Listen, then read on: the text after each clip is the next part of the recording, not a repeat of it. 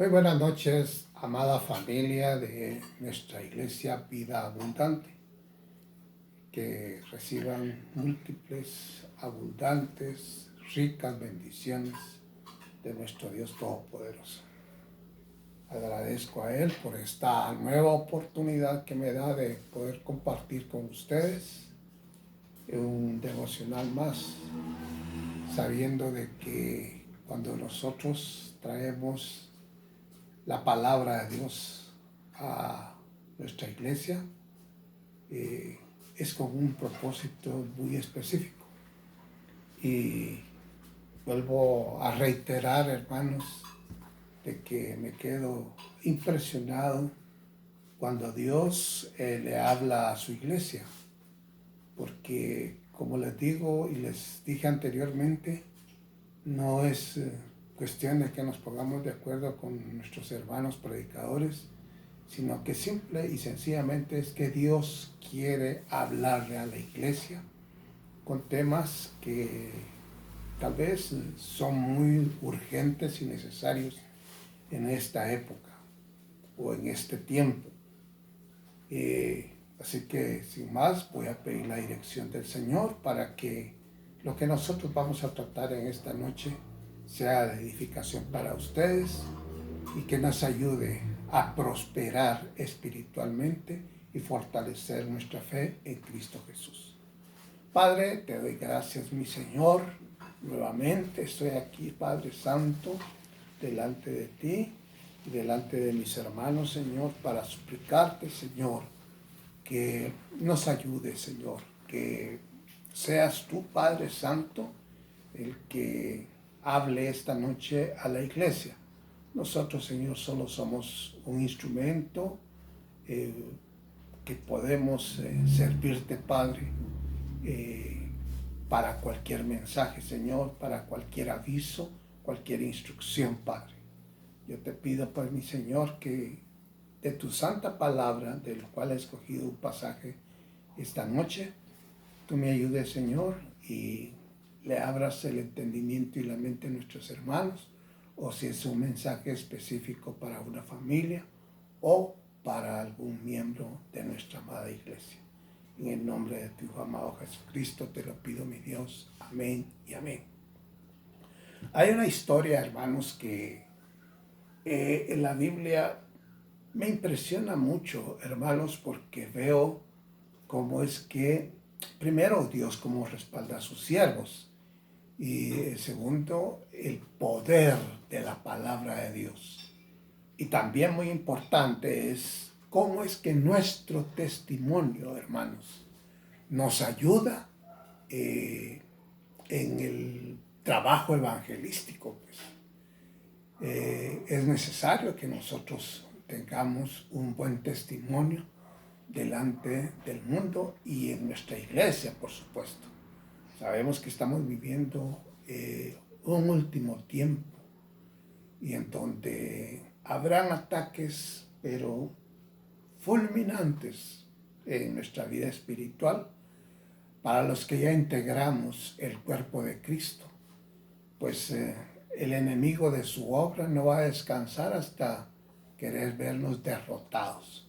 Pero es ahí donde interviene el Espíritu Santo en nosotros, fortaleciendo nuestra vida, fortaleciendo nuestro actuar, fortaleciendo nuestra fe. Así que esta noche quiero compartir con ustedes algo muy especial y se refiere precisamente al trabajo evangelístico que nosotros debemos hacer y cómo es que nuestro testimonio nos va a ayudar en esta tarea que Dios nos ha dejado para la expansión del reino de Dios aquí en la tierra. El pasaje bíblico, hermanos, que va a servir de base para nuestro devocional de esta noche, lo encontramos en el libro de los Hechos, capítulo 16, versículos 30 y 31. Hechos 16, 30 y 31. Dice la palabra del Señor así, hermanos, en el nombre del Padre, y del Hijo, y del Espíritu Santo. Y sacándolos, versículo 30 de Hechos 16, Y sacándolos les dijo: Señores, ¿qué debo hacer para ser salvo? Ellos dijeron: Cree en el Señor Jesucristo y serás salvo tú y tu casa. Como les decía al principio, hermanos, este pasaje me ha impresionado mucho. Primero por el contexto que rodea esta situación. Pablo se encontraba acompañado de su discípulo Silas en la ciudad de Filipos, y un incidente que tuvo con una, se puede decir, una hechicera o pitonisa, no sé, pero un incidente que tuvo con ellos, con los amos de esta mujer, los hizo enojar, y ellos, por culpa de este incidente, fueron a parar al calabozo o a la cárcel, como ustedes quieran. Entonces, pero miren, hermanos, podemos enfrentar situaciones adversas en nuestra vida, y en este caso el apóstol Pablo se enfrenta a esta situación. Va a parar a la cárcel, pero óigase bien, no fue que estuviera en un calabozo así. Lo pusieron con una seguridad, o sea, reforzaron la seguridad del calabozo. Y no solo eso, sino que los introdujeron hasta la parte más adentro de la cárcel, en un calabozo, en una celda, donde estaban no solo encerrados, sino con cepos. Y el cepo, saben ustedes que era un instrumento que le abría las piernas para que ellos no pudieran caminar normalmente. O sea, tenían obstáculos para caminar cuando se iban a escapar de ahí. Pero la providencia divina, hermanos, es tan grande y acompaña siempre a sus siervos. Ellos estaban, su condición no fue quebrantada, pues su fe no fue quebrantada, porque dice que en una noche, que la primera noche, no sé cuál de las noches que pasaron ahí, el asunto es que ellos, en lugar de entristecerse por su condición de presos, ellos comenzaron a exaltar y alabar el nombre de Dios con cantos. Y me imagino que habían otros presos ahí, y se impresionaban de que ellos, estando en la condición en que estaban cantando y alabando a Dios. Y miren, hermanos, es una gran verdad cuando leemos que en la Biblia, en la palabra de Dios, leemos que Dios se manifiesta en la alabanza de su pueblo. Yo he pasado experiencias grandiosas que cuando la iglesia va, o sea, cuando se reúne la congregación en nuestros templos y va con el corazón dispuesto a alabar a Dios, hermanos, se siente aquella manifestación gloriosa del Espíritu Santo, y hay un gozo enorme, pues. Y eso era lo que se manifestaba en Pablo y Silas aquella noche.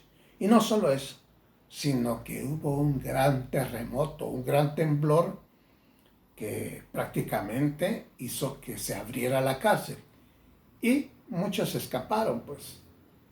Este carcelero de Filipos, el encargado de la cárcel, sabía perfectamente a qué se enfrentaba.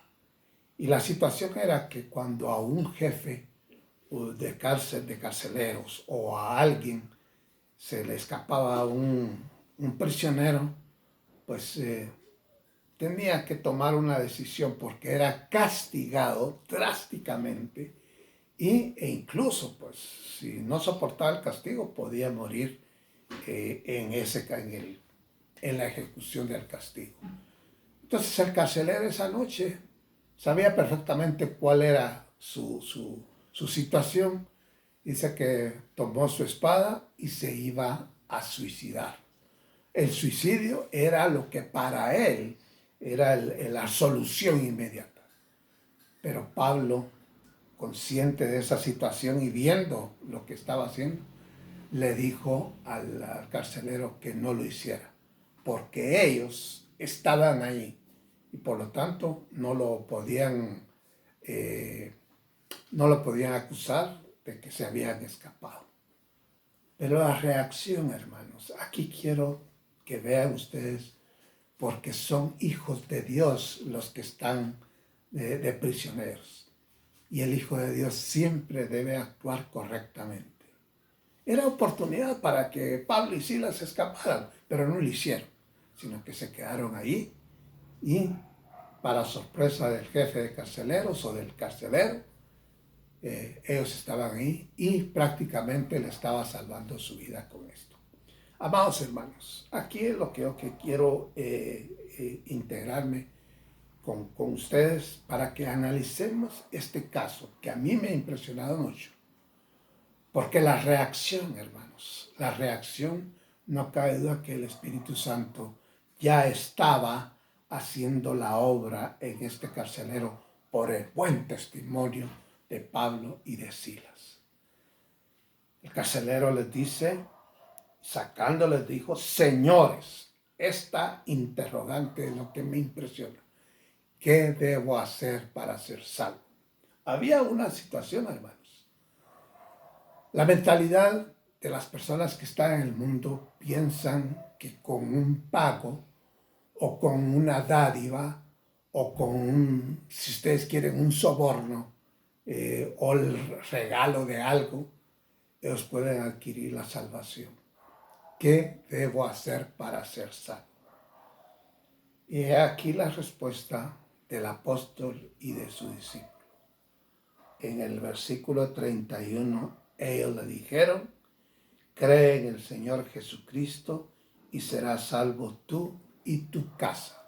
Hermanos, esta situación, esta respuesta de Pablo y Silas para con el carcelero, le cambió totalmente la mentalidad, porque él diría, bueno, si ellos lo que quieren es algún pago, porque estaban acostumbrados, hermanos. Había en este lugar de Filipos, había la costumbre de que se levantaban muchos falsos mensajeros de dioses paganos y con una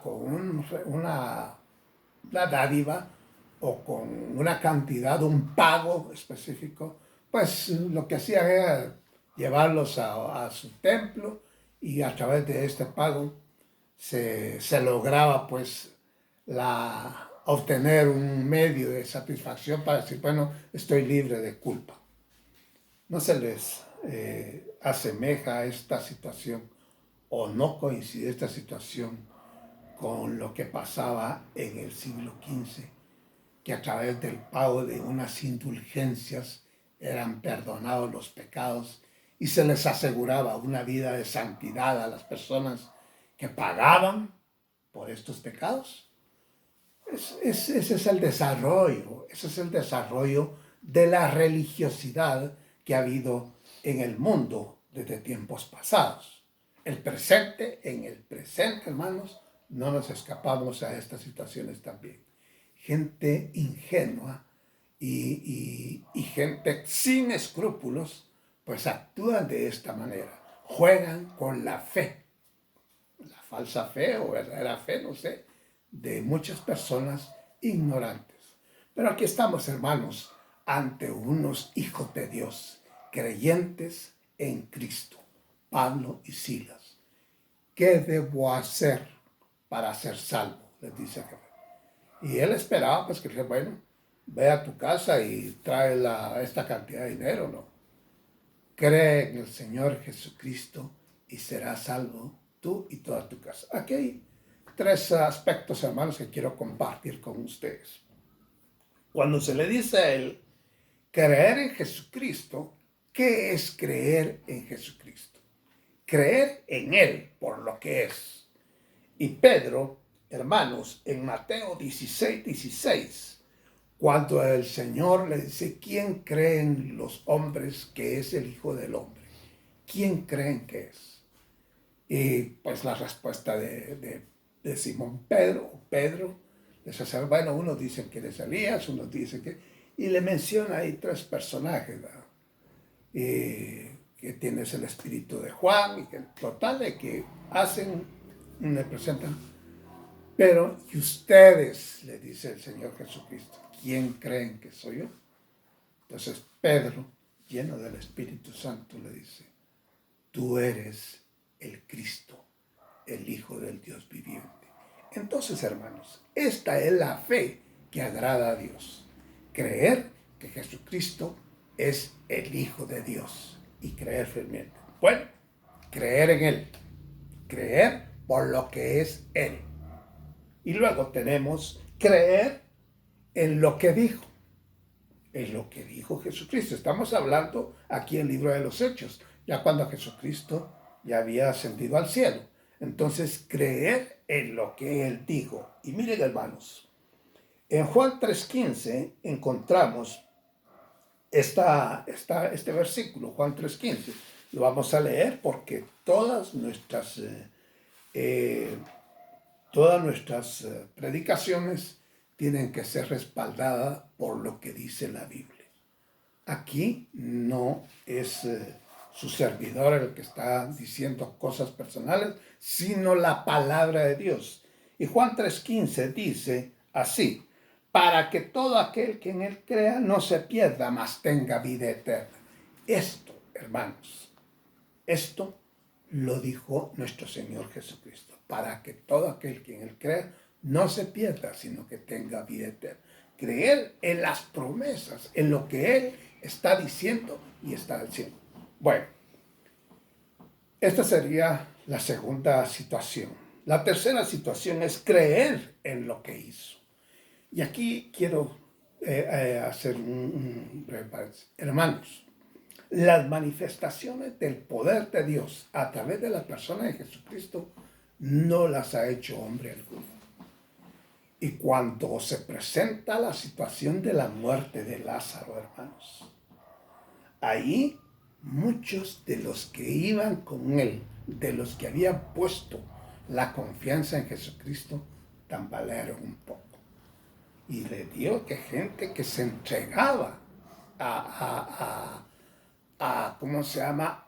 Alabar y glorificar a Cristo en persona, porque estaban con Él respaldándolo constantemente. Sin embargo, cuando murió Lázaro, muchos dijeron, bueno, si Él dice que está durmiendo, pues está durmiendo, pero con una fe dudosa.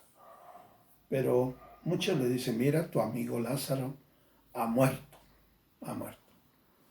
Y entonces se les dice, bueno, él no está muerto, él duerme. Pero la situación fue con los que estaban en ese momento cerca de él. Pero lo maravilloso, hermanos, lo sobrenatural de este caso es que transcurridos 4 días, un cuerpo que ya que ya no tiene signos vitales, hermanos, comienza en el proceso de descomposición. Y esa es la situación que se presenta aquí, pues. Lo que hizo nuestro Señor Jesucristo fue llegar y con toda la seguridad del caso le dicen, bueno, sí está muerto. Para que todos los que estaban ahí rodeándolo se dieran cuenta de que sí, Lázaro estaba muerto. Pero la hermana de Lázaro lo describe en Juan 11, 24, 14. 24 al 26, perdón. Vamos a leer Juan 11, 24, 26. Dice la palabra del Señor así. Marta le dijo, yo sé que resucitará en la resurrección, hablando de lo que Dios había prometido en el día postrero. Le dijo Jesús, yo soy la resurrección y la vida. El que cree en mí, aunque esté muerto, vivirá. Y todo aquel que vive y cree en mí, no morirá eternamente. Le dice a Marta, ¿crees esto? Hermanos, esto mismo se le tuvo que haber dicho o se enteró el carcelero. Si él cree en el Señor Jesucristo, pues iba a ser salvo él y toda su casa. Aquí, hermanos, hay una situación muy buena, de que el carcelero aceptó la palabra que se le estaba dando. Creyó en ese momento en lo que es Jesucristo, el Hijo de Dios, y lo recibió en su corazón. Pero, hermanos, de corazón, lo recibió de corazón. Y luego compartió ese gozo y esa felicidad con su familia, y todos fueron salvos. Concluyo con esto, hermanos.